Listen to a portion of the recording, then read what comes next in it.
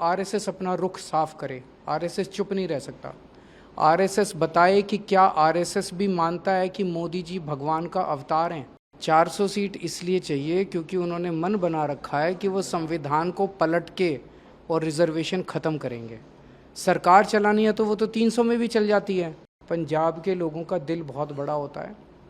अब प्यार से मांगते तो एक आध सीट दे देते, लेकिन अब धमकी दी है तो 1 जून को पंजाब के 3 करोड़ लोग बताएंगे, इस धमकी का जवाब देंगे। मुझे फ़क्र है कि मैं जेल जा रहा हूँ अपने देश को बचाने के लिए। भगत सिंह का चेला हूँ। पंजाब में मुझे लगता है कि 13 की 13 सीट जनता मन बना चुकी है, क्योंकि पिछले 2 साल की जो हमारी सरकार है, हमने यहाँ पे बिजली फ्री कर दी, हमने यहाँ पे स्कूल बना रहे हैं ठीक, मोहल्ला क्लिनिक बना रहे हैं, हॉस्पिटल बना रहे हैं, बच्चों को नौकरी दे रहे हैं, रोज़गार खूब दे रहे हैं। उससे जनता बहुत खुश है। तो 13 सीट आनी चाहिए। देश भर के हिसाब से अगर हम बात करें तो इंडिया ब्लॉक पर बीजेपी को लेकर क्या कुछ उम्मीद है आपको? बीजेपी कितनी सीटें जीतेगी इंडिया ब्लॉक में? बीजेपी को लेके लोगों में बहुत रोष है, क्योंकि लोग महंगाई से और बेरोज़गारी से बहुत त्रस्त हैं पूरे देश में। मैं अभी काफ़ी घूमा हूँ देश भर में। घर का खर्चा नहीं चल रहा, बच्चे बेरोज़गार बैठे हैं। तो लोगों को उम्मीद है कि प्रधानमंत्री उनके कुछ उसका समाधान निकालेंगे। लेकिन जब लोग टीवी ऑन करते हैं और प्रधानमंत्री जी को भाषण देते सुनते हैं, तो वो देखते हैं कि प्रधानमंत्री जी गाली गलौज कर रहे हैं। प्रधानमंत्री जी कहते हैं अगर आपने इंडिया गठबंधन को वोट दिया तो ये अगर 2 भैंस है तो 1 भैंस खोल के ले जाएंगे। एक भाषण में प्रधानमंत्री जी ने कहा कि अगर आपने इंडिया गठबंधन को वोट दिया तो ये आपके घर की टूटी खोल के ले जाएंगे। अगर आपने इंडिया गठबंधन को वोट दिया तो ये आपका मंगलसूत्र छीन के ले जाएंगे। बॉम्बे में जाके प्रधानमंत्री बोले कि शरद पवार भटकती आत्मा है, उद्धव ठाकरे अपने पिताजी की नकली संतान है। लोग गाली तो नहीं सुनना चाहते। लोग ये उम्मीद करते हैं कि हमारे प्रधानमंत्री कोई पेट्रोल सस्ता करने की, डीजल सस्ता करने की बात कहेंगे, कुछ महंगाई से कोई रोज़गार की बात करेंगे। तो लोग बहुत नाराज़ हैं। एक तरफ तो परेशानी हो रही है और दूसरा उनके प्रधानमंत्री बस गाली गलौज में पड़े हुए हैं। और आजकल प्रधानमंत्री जी कुछ अलग ही दुनिया में हैं। वो अभी पिछले 10-12 इंटरव्यू अगर आपने उनके देखे हों तो प्रधानमंत्री जी अब खुल के बोल रहे हैं कि मैं आम इंसान नहीं हूँ, मैं भगवान का अवतार हूँ। मैं अपनी माँ की पेट से पैदा नहीं हुआ, मैं इस पृथ्वी पे प्रकट हुआ हूँ। मैं आपके माध्यम से देश के लोगों से पूछना चाहता हूँ, क्या आप भी मानते हो कि मोदी जी भगवान हैं? हम रामचंद्र जी को मानते हैं, कृष्ण जी को मानते हैं, हम हनुमान जी को मानते हैं, शिव जी को मानते हैं, वाहिगुरु जी को मानते हैं। मोदी जी को भगवान कैसे मान सकता है कोई? और आजकल इनके पूरे चेले चपाटे भी उनको, संबित पात्रा कहते हैं कि भगवान जगन्नाथ मोदी जी के भक्त हैं। नड्डा साहब कहते हैं कि मोदी जी देवताओं के देवता हैं। पता नहीं कौन सी दुनिया में जी रहे हैं ये लोग। जनता त्रस्त हो रही है, जनता के घर का खर्चा नहीं चल रहा, महंगाई हो रही है, बच्चे बेरोजगार बैठे हैं और ये अपने आप को भगवान माने बैठे हैं। हमको सबको तो कीड़े मकोड़े समझते हैं ये लोग। ये दूसरा मुद्दा जिसे लेकर आप लगातार, और मैं आपके माध्यम से आरएसएस से पूछना चाहता हूँ, आरएसएस अपना रुख साफ करे। आरएसएस चुप नहीं रह सकता। आरएसएस बताए कि क्या आरएसएस भी मानता है कि मोदी जी भगवान का अवतार हैं। ये दूसरा मुद्दा जिसे लेकर आप लगातार हमला हो रहे हैं, सवाल उठा रहे हैं कि बीजेपी अगर सत्ता में आती है, जो 400 सीटों की बात हो रही है, अगर उन्हें मिलती है तो रिजर्वेशन खत्म कर सकते हैं। इस पर प्रधानमंत्री ने कई बार स्पष्टीकरण दिया कि हम ऐसा बिल्कुल नहीं करेंगे, हम तो चाहते हैं कि तो 400 सीट क्यों चाहिए इनको? 400 सीट इसलिए चाहिए क्योंकि उन्होंने मन बना रखा है कि वो संविधान को पलट के और रिजर्वेशन ख़त्म करेंगे। सरकार चलानी है तो वो तो 300 में भी चल जाती है। तो 400 सीट चाहिए, 400 सीट चाहिए। तो इनके अंदर से पता चला कि ये रिजर्वेशन ख़त्म, SC, ST और OBC का रिजर्वेशन ख़त्म करना चाहते हैं। जब पकड़े गए तो अब वो मुद्दे को घुमाने की कोशिश कर रहे हैं। पंजाब के इन दिनों की आपकी जो कैंपेन हो रहे हैं, जो रैली रोड हो रहे हैं, गृह मंत्री अमित शाह का जो हालिया बयान था उसे लेकर आप लगातार सवाल उठा रहे हैं कि पंजाब की सरकार खत्म कर दी जाए। भारत के इतिहास में पहली बार ऐसा हुआ गया कि कोई गृह मंत्री किसी राज्य में आता है। अभी लुधियाना आए 2 दिन पहले गृह मंत्री जी, और पंजाब के लोगों को धमकी दे के गए हैं, खुलेआम धमकी, गुंडागर्दी, कि 4 जून के बाद पंजाब के लोगों ने जो सरकार चुनी है उस सरकार को बर्खास्त कर देंगे, गिरा देंगे और तुमने जो मुख्यमंत्री चुना उस मुख्यमंत्री को हटा देंगे। कैसे हटा देंगे जी? 117 में से 92 सीट है, ईडी भेजोगे, सीबीआई भेजोगे, क्या करोगे? डराओगे, धमकाओगे, खरीदोगे, क्या करोगे? मतलब खुलेआम गुंडागर्दी मचा रखी है। तो मैं अमित शाह जी को कहना चाहता हूँ, पंजाब के लोगों का दिल बहुत बड़ा होता है। आप प्यार से मांगते तो एक आध सीट दे देते, लेकिन अब धमकी दी है तो 1 जून को पंजाब के 3 करोड़ लोग बताएंगे, इस धमकी का जवाब देंगे। आपको 2 जून को जेल जाना था, फिर से तिहाड़ से, और सुप्रीम कोर्ट में अपील की गई थी, वहाँ से कुछ राहत मिलती दिख रही है, तो आप तैयार हैं फिर से जेल जाने? मैं बिल्कुल तैयार हूँ और मुझे फ़क्र है कि मैं जेल जा रहा हूँ अपने देश को बचाने के लिए। भगत सिंह का चेला हूँ।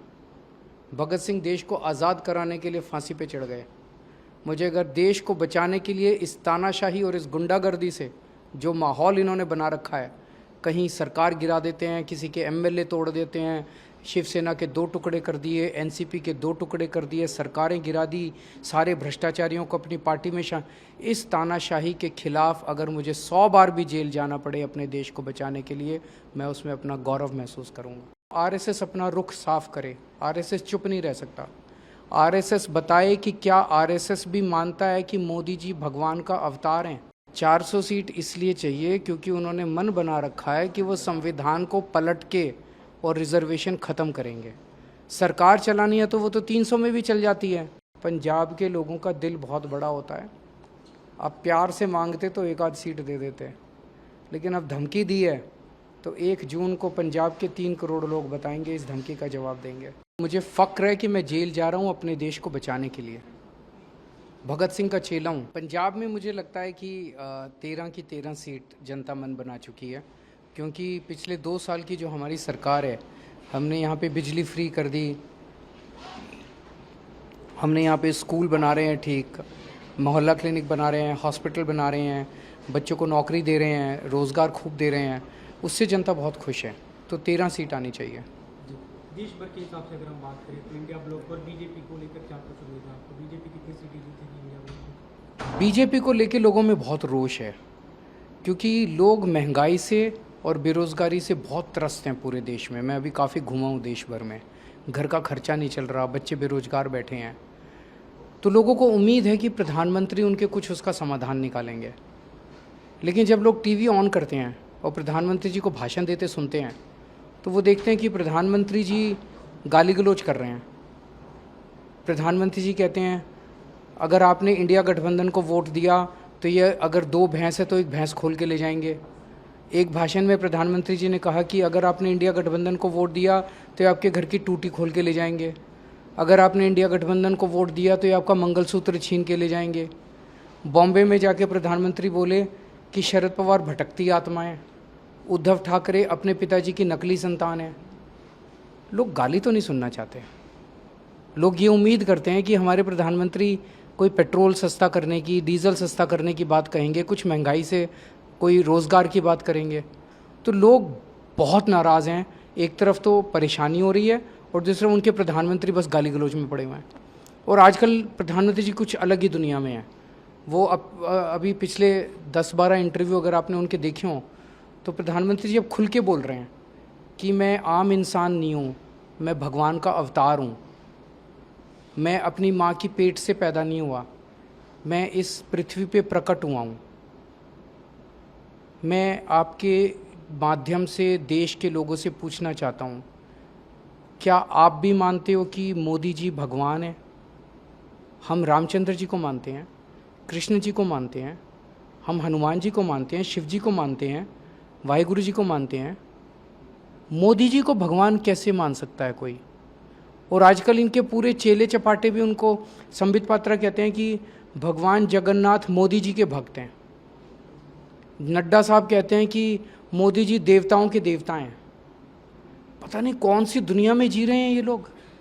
जनता त्रस्त हो रही है, जनता के घर का खर्चा नहीं चल रहा, महंगाई हो रही है, बच्चे बेरोजगार बैठे हैं और ये अपने आप को भगवान माने बैठे हैं। हमको सबको तो कीड़े मकोड़े समझते हैं ये लोग। ये दूसरा मुद्दा जिसे लेकर आप लगातार, और मैं आपके माध्यम से आरएसएस से पूछना चाहता हूँ, आरएसएस अपना रुख साफ करे। आरएसएस चुप नहीं रह सकता। आरएसएस बताए कि क्या आरएसएस भी मानता है कि मोदी जी भगवान का अवतार हैं? दूसरा मुद्दा जिसे लेकर आप लगातार हमलावर हैं, सवाल उठा रहे हैं कि बीजेपी अगर सत्ता में आती है, जो 400 सीटों की बात हो रही है, अगर उन्हें मिलती है तो रिजर्वेशन खत्म कर सकते हैं। इस पे प्रधानमंत्री ने कई बार स्पष्टीकरण दिया कि हम ऐसा बिल्कुल नहीं करेंगे, हम तो चाहते हैं कि तो रिजर्वेशन 400 सीट क्यों चाहिए इनको? 400 सीट इसलिए चाहिए क्योंकि उन्होंने मन बना रखा है कि वो संविधान को पलट के और रिजर्वेशन ख़त्म करेंगे। सरकार चलानी है तो वो तो 300 में भी चल जाती है। तो 400 सीट चाहिए, 400 सीट चाहिए, तो इनके अंदर से पता चला कि ये रिजर्वेशन ख़त्म, SC, ST और OBC का रिजर्वेशन ख़त्म करना चाहते हैं। जब पकड़े गए तो अब वो मुद्दे को घुमाने की कोशिश कर रहे हैं।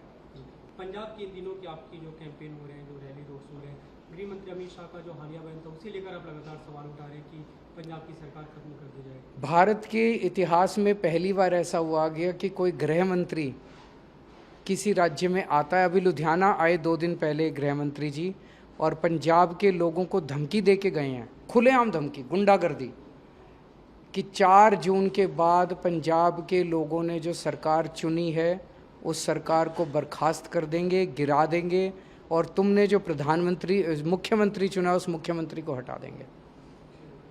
कैसे हटा देंगे जी? 117 में से 92 सीट है, ED भेजोगे, CBI भेजोगे, क्या करोगे? डराओगे, धमकाओगे, खरीदोगे, क्या करोगे? मतलब खुलेआम गुंडागर्दी मचा रखी है। तो मैं अमित शाह जी को कहना चाहता हूँ, पंजाब के लोगों का दिल बहुत बड़ा होता है। आप प्यार से मांगते तो 1 आध सीट दे देते, लेकिन अब धमकी दी है तो 1 जून को पंजाब के 3 करोड़ लोग बताएंगे, इस धमकी का जवाब देंगे। आपको 2 जून को जेल जाना था, फिर से तिहाड़ तरह से, और सुप्रीम कोर्ट में अपील की गई थी, वहाँ से कुछ राहत मिलती दिख रही है, तो आप तैयार हैं फिर से जेल जाने? मैं बिल्कुल तैयार हूँ, और मुझे फ़क्र है कि मैं जेल जा रहा हूँ अपने देश को बचाने के लिए। भगत सिंह का चेला हूँ। भगत सिंह देश को आज़ाद कराने के लिए फांसी पे चढ़ गए। मुझे अगर देश को बचाने के लिए इस तानाशाही और इस गुंडागर्दी से जो माहौल इन्होंने बना रखा है, कहीं सरकार गिरा देते हैं, किसी के MLA तोड़ देते हैं, शिवसेना के 2 टुकड़े कर दिए, NCP के 2 टुकड़े कर दिए, सरकारें गिरा दी, सारे भ्रष्टाचारियों को अपनी पार्टी में इस तानाशाही के खिलाफ अगर मुझे 100 बार भी जेल जाना पड़े अपने देश को बचाने के लिए, मैं उसमें अपना गौरव महसूस करूँगा।